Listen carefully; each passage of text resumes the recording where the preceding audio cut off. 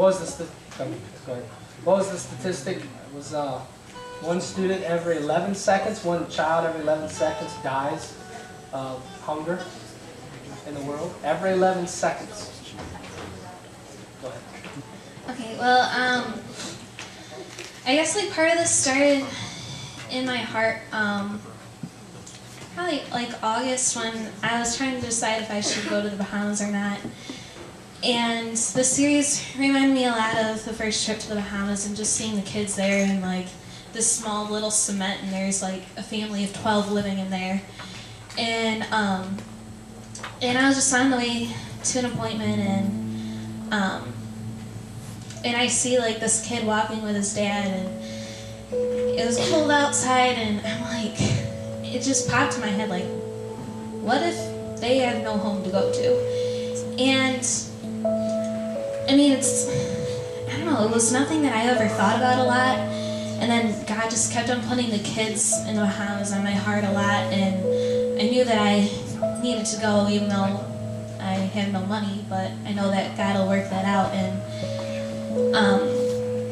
just learning at school even about like HIV and TB before this helped me open my eyes even more. And it's not just in Africa, and that's the thing that keeps on running through my mind, is that, you know, we're supporting these people in other countries, but it's not just there, it's also around us. And I mean, I'm glad that we're reaching out to those people way out there, but there's so much that we can still do here.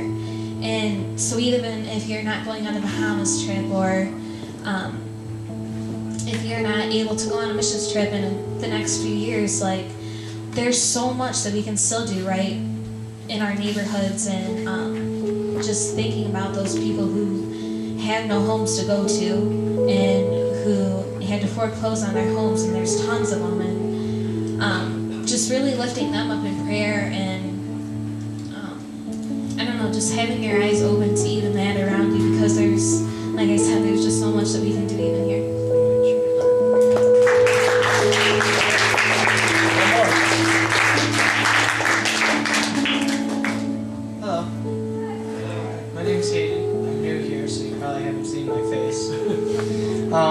But I wanted to say that my grandparents have been suffering all year.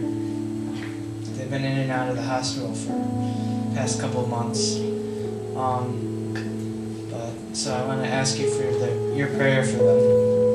And also that when I took the food challenge, not only did I realize how hungry I can get in one day, but that how great my friends are.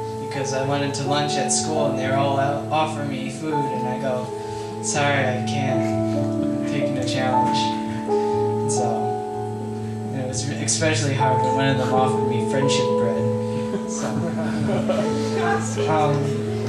then when I got home and I made the ugali, I put too much water in, so it actually came out as porridge.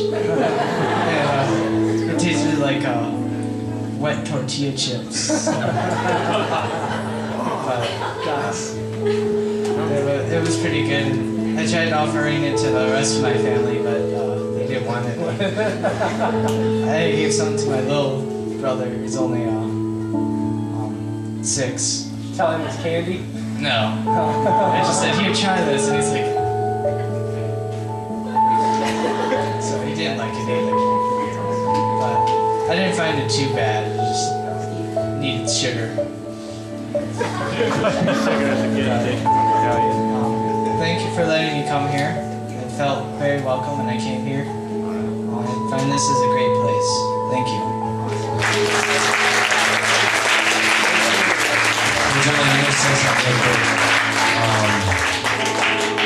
I'm sure most of you guys can notice I don't miss very many meals. I'm not the smallest lad on the face of the planet, so and yes, I just call myself a lad. The main thing I wanted to get at was a couple days ago I was at work, and one of the girls that works at the store, I work for AT&T, and one of the girls that works there said, I am starving. And I was like, huh. She probably has eaten like 3 or 4 hours and she's starving. And I didn't take the hunger challenge, I'll be honest with you.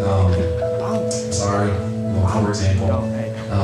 But I will tell you this, that just this whole series and seeing the hearts that you guys have for people, whether it's somebody, you know, that we may never meet with being one of those kids, whether it be, you know, the chance that you guys took to talk to somebody you never knew in the hallway at school, whether it was just a prayer for people in general.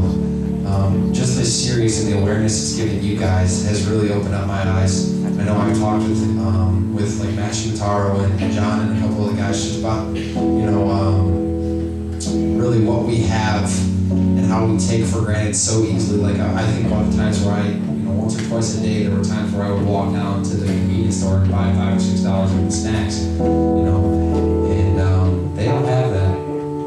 And I guess more so than anything, I'm giving you guys a pat on the back for really taking this and taking a hold of it as something that's not just, you know, you come to Wednesday night service and you learn about something and then you leave and you come back and you learn the next week, but you really did apply this to your lives more so than anything. You let it actually seep into your heart and become who you are. And so you guys are awesome, and I appreciate the heart that God has given you guys for people that may not know Him and people that don't have all the cool stuff that we have. But I guess that's what I wanted to say. So. All right, everybody stand up.